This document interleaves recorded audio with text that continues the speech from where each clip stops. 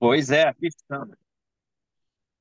Aqui estamos juntos mais uma vez. É um prazer enorme participar desse projeto do Centro Espírita Amor, Caridade e Esperança, que é um projeto de levar o Evangelho às casas e aos corações das pessoas, usando essa tecnologia que hoje está à nossa disposição. Hoje a gente vai conversar aqui sobre um tema muito interessante. A gente vai conversar sobre o capítulo 12 do Evangelho segundo o Espiritismo, que é um capítulo que trata sobre o amai os vossos inimigos. É um tema ainda muito complexo para nós, né? Não complexo no entendimento, mas em si, na prática. Aliás, como toda a moral cristã, né? Como todo o evangelho, ele é de muito fácil entendimento, ele é de muito fácil compreensão. Porém, no momento em que nós temos que ser chamados à prova e ser colocados diante de situações que nos exijam essa prática, nem sempre nós temos o sucesso que nós gostaríamos na execução daquilo que nós aprendemos. Então, hoje, nós vamos tentar aqui destrinchar um pouquinho do porquê dessa dificuldade que nós ainda temos de seguir palavras que estão em nossas mentes e em nossos corações há tantos séculos, há milênios, eu diria, desde que Jesus deixou isso aqui para nós.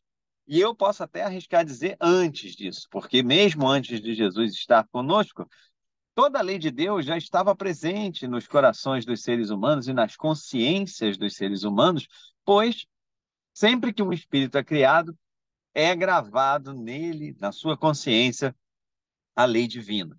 E mesmo assim, nós precisamos de inúmeras reencarnações para que nós possamos, de alguma forma, alcançar um limite ou um nível de progresso que já nos permita entender um pouco do que é felicidade.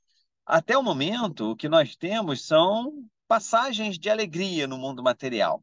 Muitas vezes nós confundimos essas passagens de alegria com a própria felicidade. Mas, com o passar do tempo, a gente vai vendo que elas vão ficando para trás, a gente não vai conseguindo preservá-las, justamente porque elas são baseadas nas questões materiais da vida. E então a gente começa a perceber como é o nosso caso agora, já num processo aí de entrar numa transição de um mundo de provas e expiações para um mundo de regeneração, que quando nós estamos nessa caminhada, nesse progresso, nós precisamos, de alguma forma, descobrir o que é realmente a felicidade.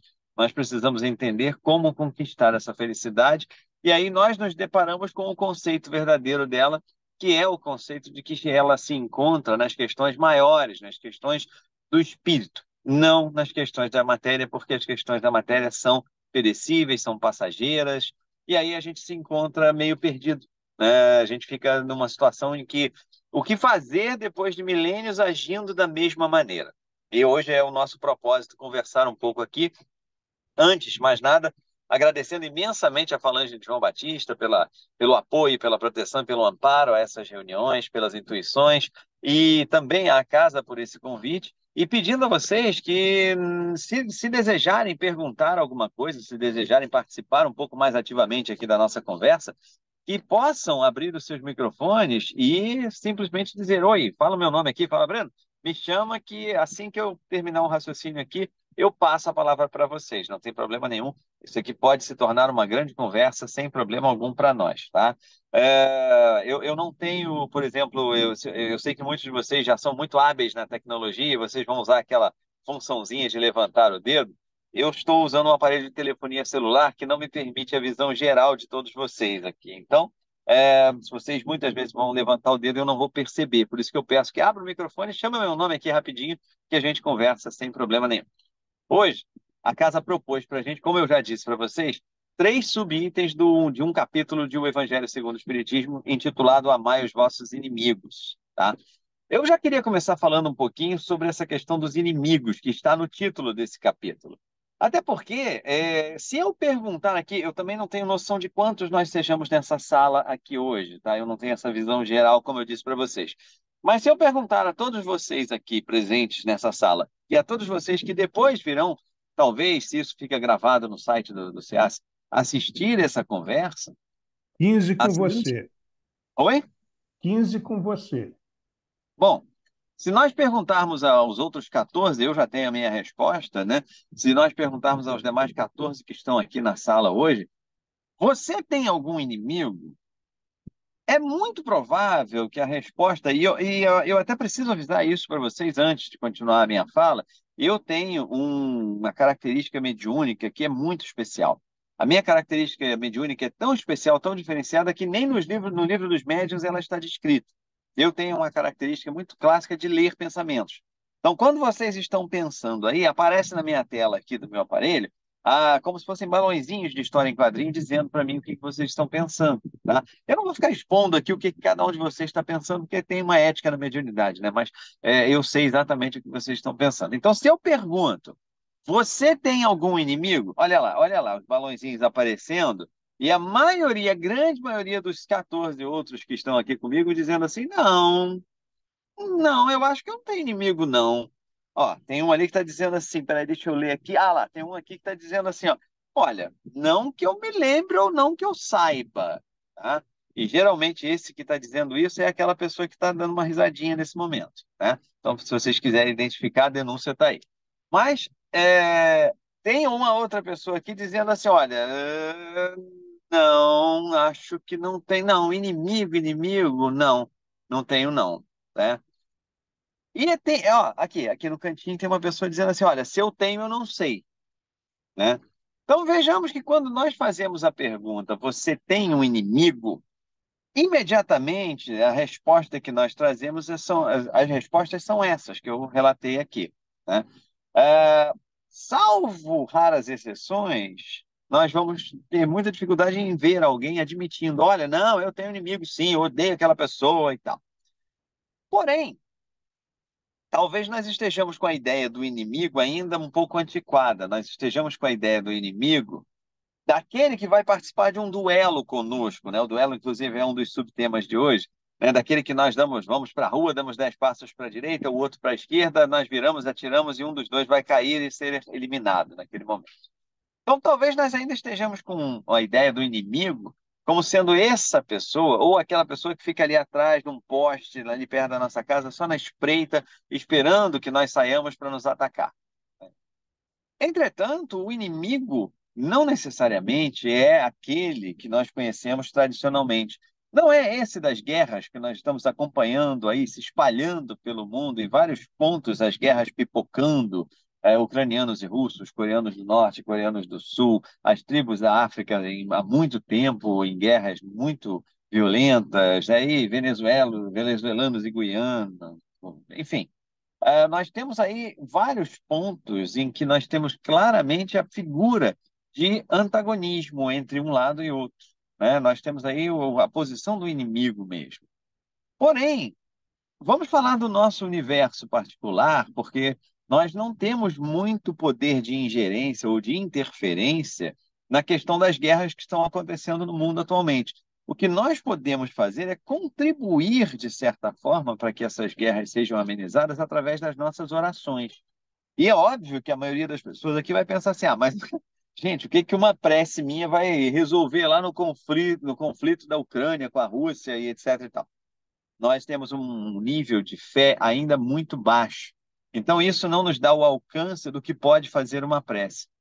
Quando nós lemos detalhadamente a obra de André Luiz, por exemplo, nós entendemos que cada uma dessas preces feitas em prol daqueles que estão atravessando dificuldades na atualidade são preces que geram uma energia positiva muito grande e essas energias são coletadas e armazenadas para que venham a contrapor todos os pensamentos densos que envolvem um período bélico. Mas nós ainda não temos uma fé tão grande assim para acreditar nisso. Nós pensamos, não, só a minha pequena oração aqui lá para os ucranianos e para os russos vai resolver nada, né? Mas, enfim. Então, nós temos um poder muito limitado, que é o da oração, de interferir nesses conflitos que estão acontecendo no mundo. Então, vamos deixá-los um pouco de lado nessa nossa discussão, porque talvez o mais importante para nós agora seja entender a posição do inimigo na nossa vida pessoal. Muitas vezes nós pensamos, não, eu não tenho um inimigo.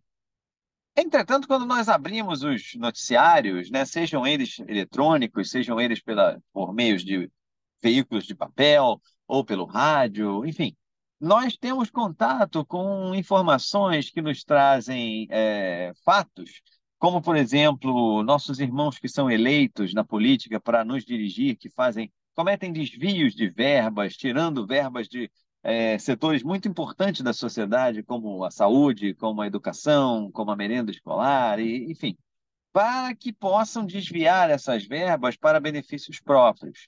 Naquele momento, nós estamos diante do que hoje nós podemos chamar do moderno inimigo. Naquele momento, nós estamos diante de uma pessoa que é antagônica à nossa forma de ver a vida. Nós estamos diante de uma pessoa que está em contradição àquilo que nós acreditamos como sendo o correto. Então, ali nós temos, sim, um inimigo. E como nós agimos diante deste inimigo? Eu começo a ver aqui os pensamentos novamente. Não vou revelar quem está pensando, mas já vejo aqui algumas nuvens negras pairando sobre as cabeças quando lembram desses inimigos que estão hoje ocupando posições de direção no nosso país, no nosso estado, na nossa cidade. Nós temos vários exemplos acontecendo atualmente nas notícias, sendo informados nós pelas notícias de que esses desvios continuam acontecendo e em uma escala talvez um pouco menor, não sei, mas, enfim, continuam acontecendo, continuam sendo bastante nocivos para a sociedade, e ali estão aqueles que desviam, aqueles que cometem os atos de corrupção, ali estão o que nós podemos considerar os nossos inimigos da atualidade.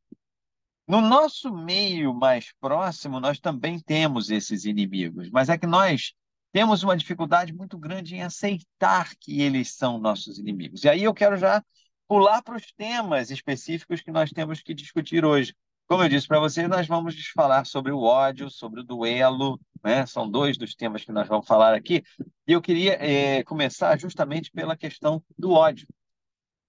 De novo, eu volto com a pergunta. Você tem ódio de alguém? E aí começam a pipocar os pensamentos mediúnicos aqui, né, dizendo o seguinte: não, ódio é uma palavra muito forte. Ódio, eu já não estou mais numa condição de sentir ódio daquela pessoa. Que bom.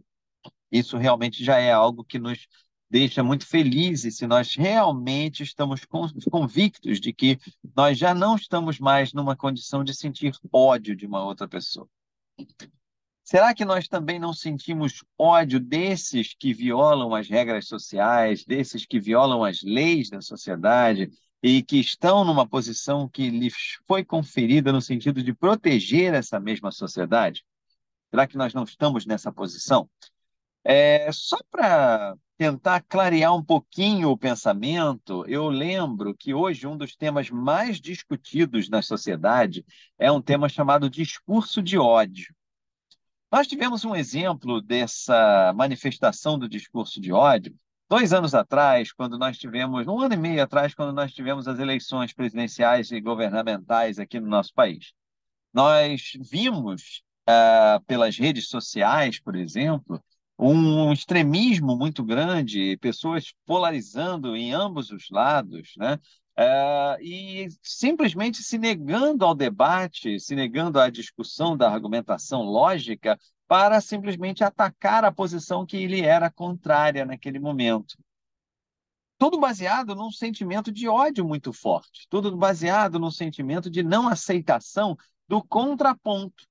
E com as mais diversas justificativas. Nós tínhamos de ambos os lados as pessoas dizendo o seguinte: olha, é impossível conversar com alguém que tenha essa posição. Olha, não dá para ter diálogo com uma pessoa que aceita este candidato como sendo o seu candidato. Olha, não tem como conversar se a pessoa acredita que é melhor eleger fulano que Beltrano. Isso acontecia de ambos os lados. Então, essa aqui não é uma discussão política para a defesa de A ou B, então é simplesmente uma demonstração de como o ódio se manifesta. Nós estamos em um ambiente em que estamos discutindo comportamento humano, não posições políticas. Então, esse ódio se manifestava, ainda que nós quiséssemos mascará-lo com outros nomes, esse ódio se manifestava ali. Nós queríamos dizer que não, talvez seja uma intolerância, não, talvez é simplesmente uma. Nós dizíamos que era uma questão de lógica, que era uma questão de inteligência, né? Não, isso é uma questão pura e simples de inteligência. Basta ter o mínimo de inteligência para entender que o melhor lado é o lado Y ou o lado Z, né? Nós mascarávamos o ódio com a palavra inteligência. Não éramos abertos ao diálogo e não queríamos realmente ser abertos por uma razão muito simples. nesse momento de sociedade em que nós vivemos, estamos em uma época em que a informação é diferencial. A informação é fundamental para todos nós. Essa questão de adquirir informação vai diametralmente contra aquilo que nós temos dentro de nós, que é uma inércia muito grande, uma preguiça muito grande de nos informarmos. Então, não são todos que gostam de obter informações, não são todos que gostam de estudar a fundo questões. Ainda num planeta de provas e expiações, nós temos uma maioria de espíritos que quer fazer prevalecer a sua opinião muito mais pela força, pela violência, do que propriamente pela argumentação.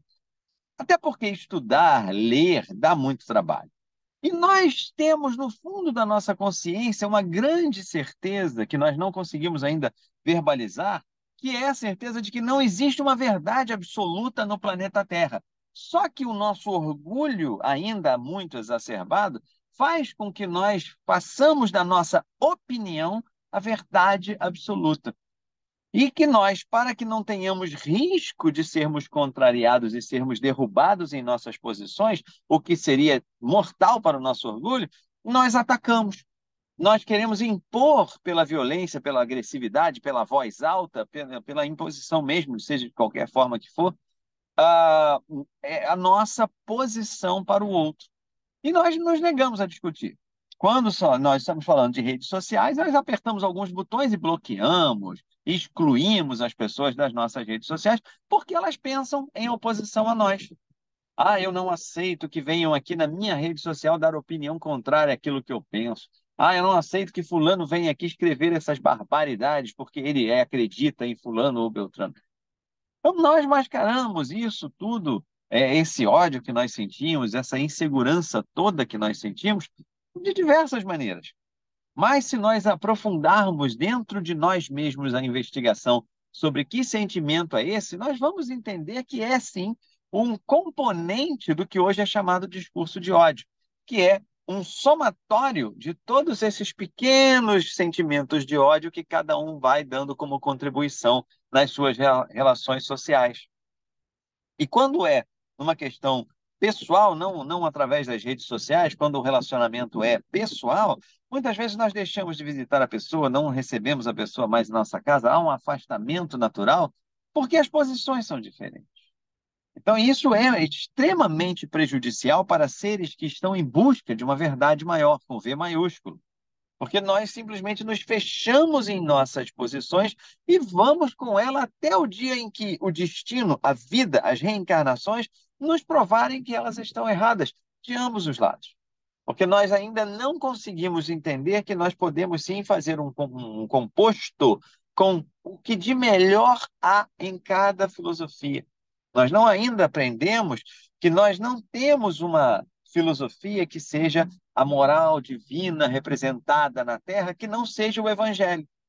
Então, quando não estamos discutindo sobre o Evangelho, e aí não importa que corrente religiosa estejamos mencionando, mas quando estamos falando do Evangelho de Jesus, das lições de Jesus, aí realmente é o espaço, a margem para discussões é grande, mas o lastro de flexibilidade de entendermos o que é correto e o que é errado é muito pequeno.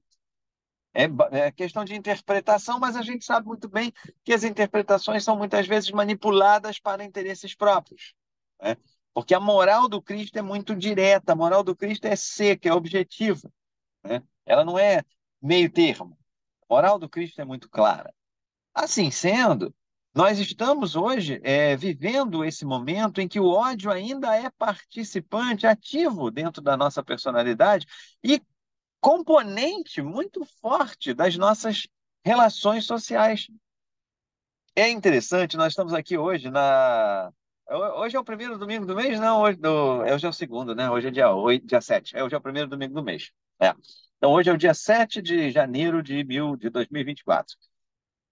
Há bem pouquinho tempo, nós estávamos desejando aos nossos familiares, aos nossos amigos, às nossas relações, que o ano de 2020, 2024 trouxesse muita paz, trouxesse muito amor, trouxesse muita alegria para todos nós. Esse era o nosso desejo, esses eram os nossos votos. Nós encontrávamos as pessoas, nós escrevíamos mensagens para as pessoas, falávamos com as pessoas aos telefones, dizendo isso, que 2024 lhe traga muito amor, que 2024 lhe traga muita paz. Mas até quando nós vamos achar que um número formado por 4 algarismos pode trazer alguma coisa? Porque 2024 é simplesmente isso. É um número formado por 4 algarismos, né? É uma conta que a humanidade convencionou fazer para marcar o tempo e organizar a sua vida social, né? Mas que não tem personalidade, não tem espírito, não pensa, não caminha, não come, não dorme, não faz absolutamente nada consciente. 2024 é apenas um marcador de um novo período do calendário que nós definimos para organizar a nossa sociedade. Mas mesmo assim, nós terceirizamos essa questão da paz, do amor, da felicidade, das alegrias, né? Nós queremos que 2024 traga alguma coisa para nós. Quando o verdadeiro desejo seria que eu possa trazer para 2024 muita paz, muito amor. Então, nós esse ano, 2024, inclusive, vamos ter novas eleições aí, né? Dessa vez para as administrações municipais. E nessas eleições, é muito provável que, de novo, nós tenhamos as questões da polarização presente. E é muito provável que nós aqui, nessa reunião, de novo, estejamos, aqueles que estiveram nessas posições, estejamos entrincheirados nas nossas ideias sem querer nos abrir à conversa produtiva. E é muito provável que nós sejamos emissores de ódio para essa sociedade na qual nós vivemos. Então, de nada vai adiantar nós fazermos orações para a Ucrânia, para a Rússia, para Israel, para a Palestina. De nada vai adiantar nós fazermos todos esses caminhos de oração e de emanação de fluidos positivos para a Terra, se dentro do nosso universo de diálogo nós continuarmos emanando raiva, ódio, intolerância, porque nós somos os construtores da psicosfera desse planeta. Então, se nós ainda optarmos por quero mostrar para o próximo que tenho personalidade, quero mostrar para o próximo que tenho uma posição, que eu sou uma pessoa que critica, e se essa for a nossa escolha, nós mais uma vez perderemos ricas oportunidades de construirmos conhecimento, ainda que nós ouçamos de pessoas que tenham posições antagônicas às nossas, ainda que nós ouçamos argumentos que para nós não façam sentido. Então, nós temos todo o direito, nós não somos obrigados a aceitar esses argumentos, nós temos todos os direitos, todo o direito de pensarmos sobre, refletirmos sobre os argumentos e entendermos, não, esse argumento que defende a posição A não é muito bom porque ele pode provocar isso assim, assim. Desta forma, eu prefiro o argumento B.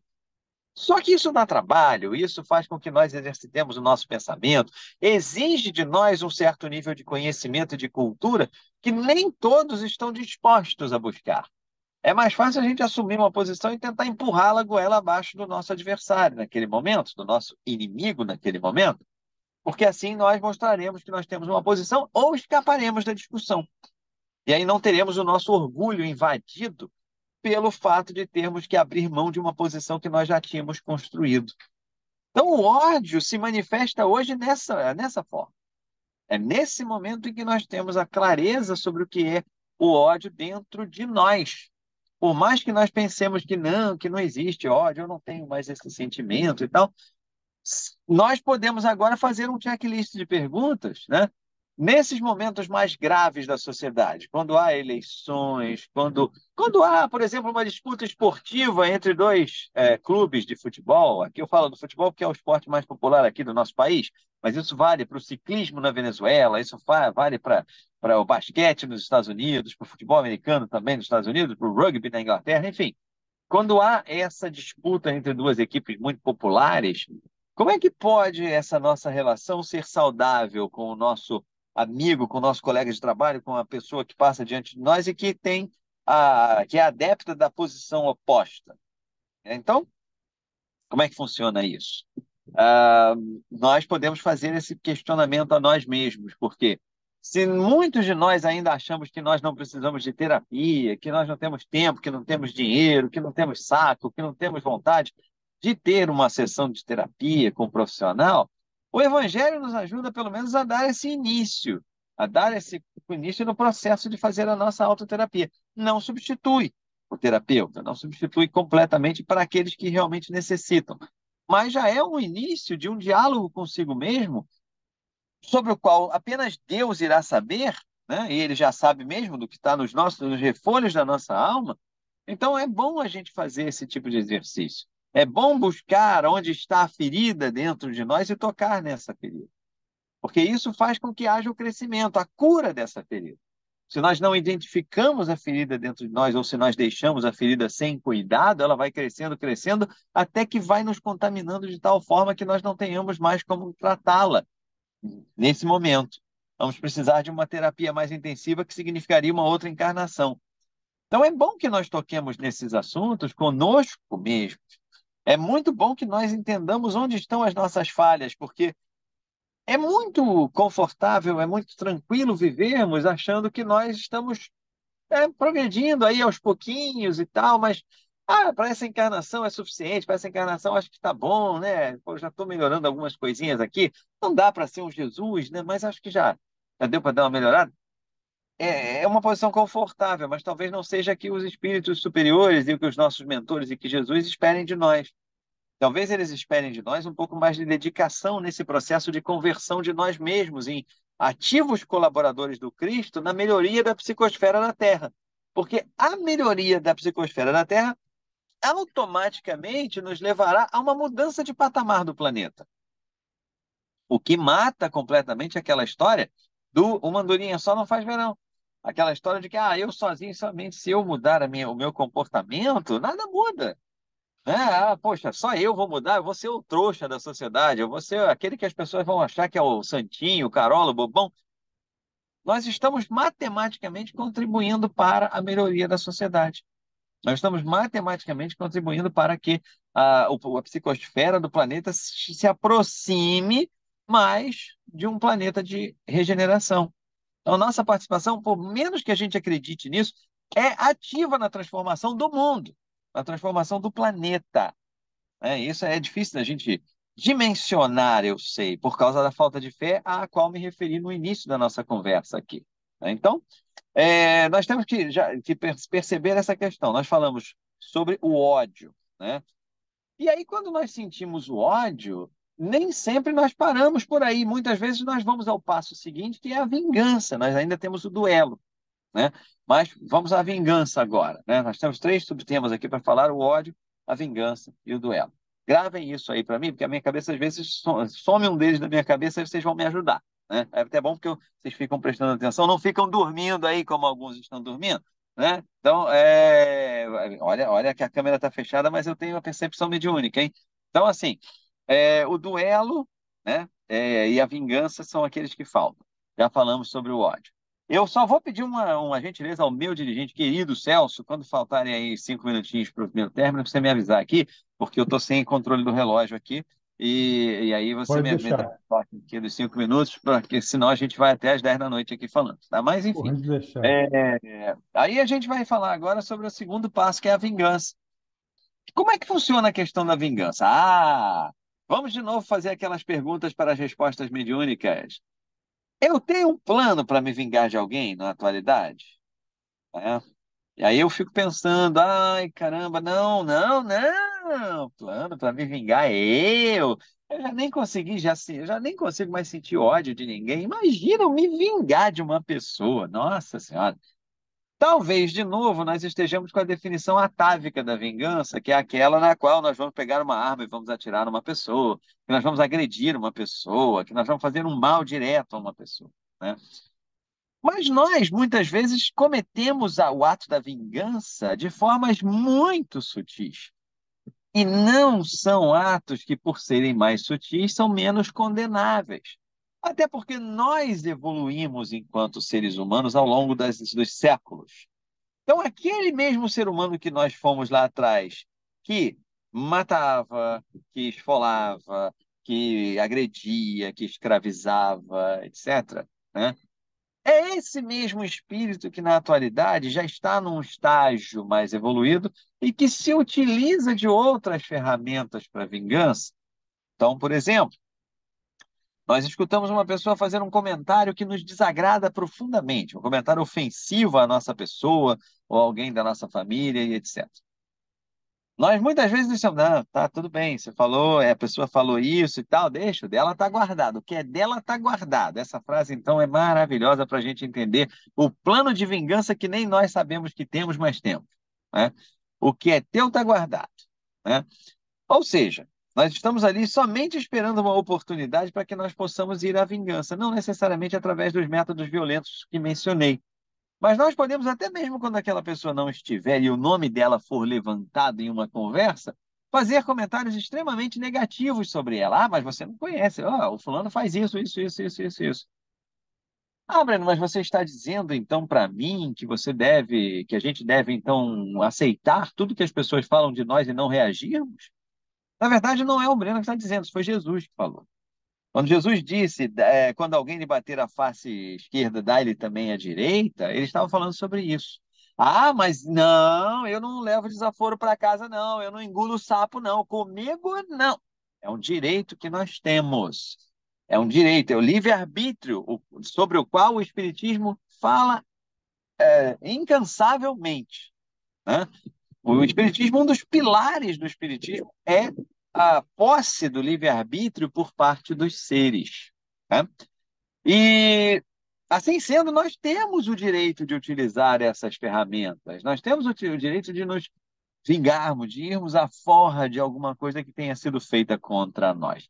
Entretanto, nós teremos que assumir as consequências disso. E se nós já não estamos mais matando, se nós já não estamos mais agindo de formas violentas como agíamos no passado, proporcionalmente ao nosso nível de evolução, essas formas se assemelham àquelas lá de trás. É questão de matemática de novo, gente. Eu sou péssimo em matemática. Eu falo muito de matemática pelos conceitos que eu aprendi na quinta série, quarta série, sexta série, então não deve ser muito difícil para vocês me acompanharem. Porque eu sou, assim, matemática para mim ainda faz parte do ocultismo. Mas eu lembro que as minhas queridas tias lá da quarta, quinta série, quando eu estudava na escolinha pública lá onde me formei, falavam o seguinte: proporção. Isso está para aquilo, assim como aquilo outro está para isso outro, né? Então, o assassinato, a agressão, né, a violência estava para o espírito de encarnações atrás, assim como a maledicência, a língua ferina, essas fofocas estão para o espírito um pouco mais evoluído que nós somos hoje. Um pouco mais em relação àquilo que estávamos, tá? Que isso fique bem claro. Então, é questão de proporcionalidade. Nós não podemos comparar. Ah, hoje eu não assassino mais ninguém. Claro, pelo amor de Deus, se nós fizéssemos isso ainda hoje, nós estaremos realmente muito mais necessitados do que nós estamos, porque nós não teríamos aprendido nada em montões de encarnações, como nós vemos vários irmãos que não estão querendo aprender e que povoam as páginas policiais dos nossos noticiários com os seus atos bárbaros, né? Então, mas é isso, é assim que nós queremos ter referência. Nós queremos então ter a nossa referência embasada naqueles que cometem as barbaridades, só para que nós nos sintamos um pouco menos desconfortáveis. Ah, mas fulano, tem um fulano lá que ainda mata o próprio filho. Ah, tem um fulano lá que ainda comete violência doméstica contra a própria esposa. Então, tem um povo lá que assassina os pais, né? Eu já não faço mais isso. Gente, desculpa, não acho que essa seja a nossa base de comparação. Eu acho que nós temos que ser um pouco mais ambiciosos, né? Ah, temos aí Madre Teresa, Betinho, Chico Xavier e Divaldo e tantos outros, né? Que nós podemos usar como. Ai, não, mas esses aí são muito. Gente, vamos ser ambiciosos. As nossas referências têm que ser para cima, não para baixo. Então, se nós não somos ainda brilhantes como Chico Xavier, como Divaldo, como Betinho, como Madre Teresa, como tantos outros missionários que vieram em diversas correntes religiosas ou sem correntes religiosas para nos ensinar, nós temos que nos mirar neles. E como alcançar esses espíritos? Tratando em nós aquelas feridas sobre as quais falava até alguns minutos. Então, o nosso objetivo tem que ser para cima, não para baixo. Nós não temos que ser avestruzes, enfiando a cabeça no solo para entender as nossas referências. Nós temos que ser falcões ou águias voando mais alto e tentando entender até onde nós podemos chegar, a que altitude nós podemos chegar. Tá? Então, Nós, hoje, temos ainda muito presente em nós essa questão da vingança. Ah, o fulano falou isso, espera que eu vou dar um troco. Na hora que aparecer uma chance, eu vou e pá, falo mal dele, né? Ah, ele me prejudicou lá na minha atividade profissional, no meu trabalho. Então, espera, eu vou armar uma aqui para ele, eu vou fazer com que toda a culpa sobre um erro recaia sobre ele, né? Ah, mas olha, esse mundo aí é mundo cão, gente. Se não agir assim, a gente não sobrevive. Ah, mas será que Jesus. Aí vem a pergunta que o espírito odeia: será que Jesus faria da mesma forma? Porque o espírito rechaça logo dizendo: não, mas eu não sou Jesus, não adianta me comparar com Jesus. Não sou eu que estou querendo comparar, foi o próprio Jesus que, quando veio em um corpo de carne, quis estabelecer um modelo para nós. E não era um modelo inalcançável como nós achamos que era. Nós queremos achar que Jesus é um modelo inalcançável, porque é bom para nós achar assim, porque nós não precisamos correr tanto atrás de um prejuízo, né? Mas ele é o modelo. E nós o elegemos como líder, como guia, quando adotamos a doutrina espírita, que é uma doutrina cristã. Então, o alvo está lá, está para cima, não está para baixo. E aí, mas aí eu vou ser prejudicado. Jesus também foi no mundo em que ele viveu. Nesse mundo em que nós estamos vivendo, Jesus viveu uma época muito mais violenta, muito mais agressiva, tanto é que ele terminou da forma que terminou. E nem por isso ele deixou de fazer e agir, né, fazer as coisas, agir dentro do mundo da forma como a lei do Deus Pai maior, soberano, ensinou e nos ensina até hoje. De novo, é uma questão de escolha, gente. Claro que se nós escolhermos as leis do mundo, não as leis divinas, né, não aplicarmos as leis divinas na lei do mundo, claro que nós vamos ter consequências. E isso ainda para nós, infelizmente, soa como a ideia do castigo. Nós vamos ser castigados, nós vamos ser punidos, nós vamos para um umbral. Quando na verdade não é nada disso. Quando na verdade é simplesmente uma questão de consequência natural de um ato que nós praticamos. É como se eu plantasse tomates e quisesse que nascessem manga, né? Não é a consequência natural. Se nasceu tomate ali, não é, ah, meu Deus, como é que pode nascer um tomate? Eu plantei o quê, gente? Eu plantei sementes de tomate. Então, o ano novo é interessante, né? Porque é esse momento que a gente deseja que novos ares se façam ao nosso redor e tal, mas nós vamos fazer esses ares. Vamos aproveitar esse momento calendário, né, para que nós possamos realmente provocar uma mudança dentro de nós. Nós podemos fazer isso e nós estamos aqui para isso. Nós estamos encarnados na Terra para promovermos essa mudança. A doutrina espírita é uma alavanca de propulsão dessa mudança. E nós precisamos usar essa doutrina para isso. Porque se ela for usada só para que a gente fique fazendo reunião virtual ou presencial nos centros toda semana, vão ser mais palavras perdidas ao vento. Vão ser mais palavras inúteis, aí, mais livros empoeirados nas estantes das nossas mentes. Na verdade, a gente precisa transformar isso em algo que dê resultado para nós. E o resultado está na mudança das nossas ações.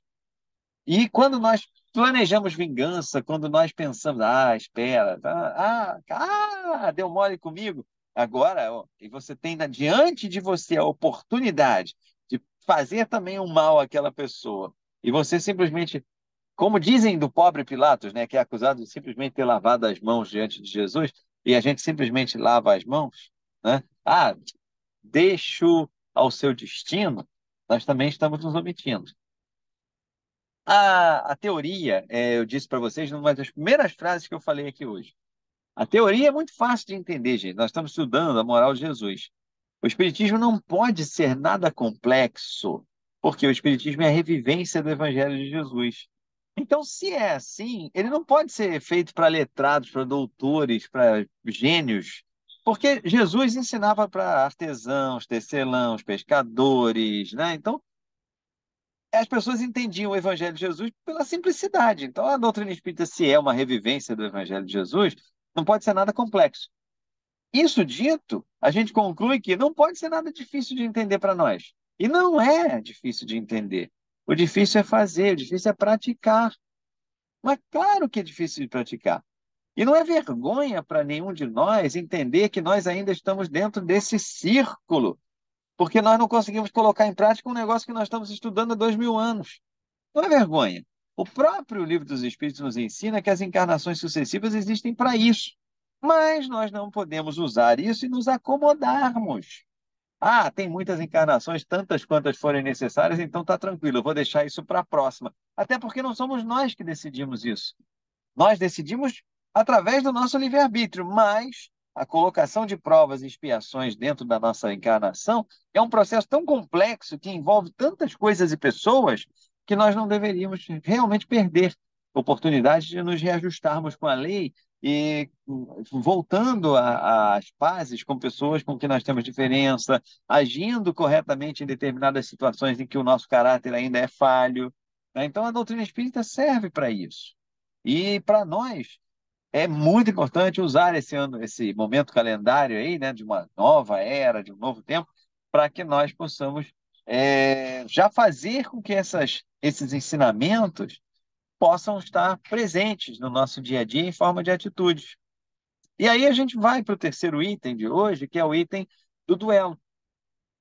Já falamos aqui sobre o ódio, já falamos sobre a vingança e o duelo, que é tradicionalmente, naquele do Velho Oeste, aquele do dar 10 passos para a esquerda, 10 passos para a esquerda, para a direita, vire e atire, né? Mas para nós não, para nós pode ser o duelo das palavras. Hoje a gente trava duelos monumentais pelas redes sociais, pelos aplicativos de mensagem. Nós travamos duelos horrorosos com as pessoas, né? Nós escrevemos barbaridades protegidos pela coraça da virtualidade porque hoje não precisamos aparecer, né? Então nós podemos ir para os grupos que estão nas redes sociais, entrarmos nesses grupos, e quando aparecem lá as postagens das pessoas falando sobre determinado assunto, nós podemos atacar livremente, porque nós estamos ali protegidos por uma falsa couraça da virtualidade. Então, nós não estamos frente a frente com a pessoa, então nós podemos escrever o que for, que não tem problema, né? Tá tranquilo, ali é um grupo de debate, então eu posso expressar minha opinião. Se eu não quero, se eu não posso expressar minha opinião de forma nua e crua, então para que eu vou participar?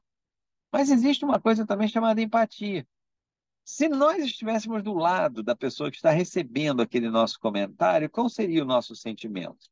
É uma pergunta simples, né? Mas que nem sempre nós nos fazemos. E às vezes nos grupos de família mesmo, nós estamos atirando os dardos peçonhentos da nossa inferioridade através das mensagens que nós passamos, né? É interessante a gente começar a policiar isso, porque a gente acaba mostrando ali nessas frases, nesses textos, nessas postagens e mensagens, quem somos nós. Nós temos ali um balizador ótimo, né? Um medidor ótimo para o nosso evolutrômetro, né? O evolutímetro, não sei como vocês querem chamar, até porque não existe a palavra. Então, criem aí um medidor de evolução, né? O evolutímetro. É, ali a gente pode ter uma noção clara sobre quem nós somos. Basta que nós vejamos o que nós escrevíamos. Ah, não, mas isso aqui eu escrevi não foi por mal. Veja como isso pode ser recebido. Veja como isso pode afetar as pessoas de uma forma definitiva, de uma forma clara, né? Então, a gente tem todas essas ferramentas para que nós possamos entender quem nós somos, porque esse é o objetivo da encarnação, não é entender quem os outros são. Isso é importante, mas para construir um ser melhor em nós, para repetirmos as ações que os outros fazem e que são produtivas, são positivas, e para não repetirmos aquilo que as pessoas fazem e que magoa, que fere, que é nocivo a uma convivência social. Então, nós estamos dentro desse momento, nós estamos diante desse momento, só para eu ter um controle aqui, deixa eu tentar achar a hora aqui. Aí, vai faltar aqui 6 minutinhos para que eu passe a palavra para o meu 6 dirigente, né? minutos. 6 minutos. Beleza. Bom, eu assim, eu não sei, eu volto a abrir para vocês a possibilidade de vocês fazerem qualquer pergunta, qualquer comentário, se vocês quiserem, fiquem à vontade, tá? Falem aí, só falem aí para o Celso que vocês querem falar e ele me interrompe aqui, não tem problema nenhum. Mas para fechar essa nossa discussão, nesses 6 minutinhos que faltam, se vocês não tiverem nenhuma colocação a fazer, é muito importante a gente começar esse processo de observação de nós mesmos, né? É meio que a terapia de nós mesmos. Nós podemos fazer isso diante de Deus e diante de nossa própria consciência. Não achemos que é tarde. Ai, puxa vida, se eu tivesse. Eu já ouvi algumas pessoas falando isso para mim. Ai, meu Deus, eu lamento demais não ter conhecido a doutrina espírita antes. Normalmente eu pergunto por quê? Ai, porque se eu soubesse de todas essas coisas antes, eu talvez tivesse sido uma pessoa muito melhor. E eu sempre retruco dizendo o seguinte: talvez não. Talvez por não ter sido o momento de você conhecer a doutrina espírita, ela passaria por você sem a menor atenção.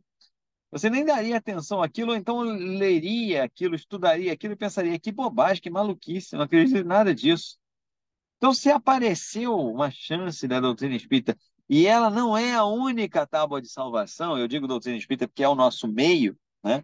Mas se para cada um dos seres envolvidos nesse planeta, na vibração desse planeta, sejam eles encarnados ou desencarnados, apareceu o conhecimento do Evangelho de Jesus, da palavra de Buda, de Confúcio, dos tantos ascensionados que passaram aqui representando a mensagem de Deus, em determinado momento da nossa vida, aquele era o momento que iria fazer eco em nossos corações. E não nos preocupemos, porque agora que nós descobrimos que tem muitas encarnações, que bom!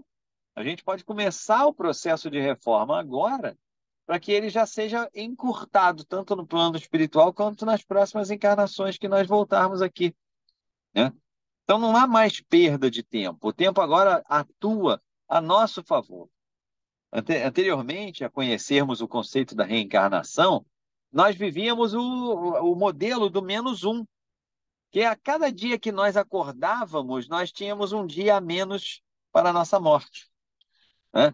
Era assim que nós vivíamos antes de descobrirmos a reencarnação. Ah, era uma ampulheta. A areiazinha correndo lá com o tempo de vida que nos foi dado no plano maior e correndo, correndo, correndo, correndo até o dia que se extinguiria a areia e nós morreríamos. E aí sabe-se lá o que iria acontecer: paraíso, inferno, ou dormir até o juízo final, ou nada. Então a gente estava numa incerteza total. Agora que nós descobrimos a questão voltada para as reencarnações, continua sendo uma ampulheta. Só que agora a ampulheta foi derrubada. E a ampulheta derrubada, se vocês prestarem bem atenção, faz o símbolo do infinito, que é o que nós temos diante de nós. Nós temos a eternidade diante de nós. Então, mudar cara, mas um tracinho de personalidade que seja na nossa vida, já é uma mudança muito importante para nós, para o planeta, para tudo. E para uma mudança que a gente não vai precisar fazer em outro momento.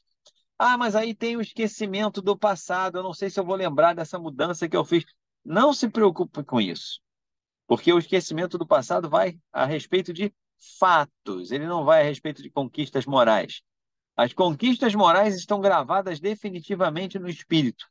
E quando esse espírito reencarnar, ele trará de volta esses conceitos. Não tenhamos dúvida disso. Nós somos reflexo disso. Nós, muitas vezes, vamos observar aí, se voltarmos ao nosso passado, vamos observar muitas situações em que nós poderíamos ter sido levados a cometer determinados atos, mas não cometemos. E nem, muitas vezes nem sabemos muito bem o porquê. Mas é porque já estava tão forte dentro de nós a conquista de outras encarnações que nós falamos: não, isso não é bom, não vou fazer. Ainda que eu esteja com vontade, ainda que isso vá me trazer benefício, eu não vou fazer. Ao passo que muitos fazem. Ainda não conseguiram consolidar aqueles sentimentos, aquelas experiências, né, como experiências de positividade e de evolução.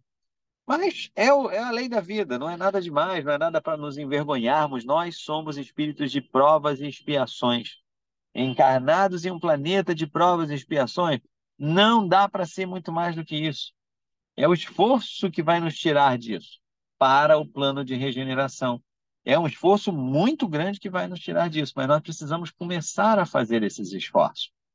Essas mensagens da doutrina espírita são muito objetivas, elas são muito diretas para todos nós. Mas, ao mesmo tempo, elas são uma mensagem de acolhimento, porque elas nos mostram que nós temos a eternidade, elas nos mostram que a morte não existe, elas nos mostram que nós somos os artífices, construtores do nosso futuro, que o futuro depende do que nós fazemos no presente. Olha quanta notícia boa que nós temos agora nesse começo de ano, né? Que nós temos já desde que conhecemos a doutrina espírita, mas, né, vamos pegar aí o momento calendário para a gente olhar. Olha quanta notícia boa que está sendo trazida para a gente. Olha quanta coisa eu posso fazer, né? E aí eu vendo o meu iluminado dirigente na minha tela. Imagino que seja o momento de transferir-lhe a palavra de volta, mas não sem antes agradecer a cada um de vocês que participou dessa nossa conversa mentalmente, trocando vibrações aqui comigo, e pelo fato de terem doado aí uma horinha do seu tempo para estar aqui conosco nessa reunião. Que essas palavras do Cristo, né, das quais nós somos meros transmissores, possam fazer eco em todos os nossos corações e mentes, para que nós possamos transformar tudo isso em atitudes no ano que está começando aí agora. Obrigado a todos vocês e graças a Deus, Celso. Breno, muito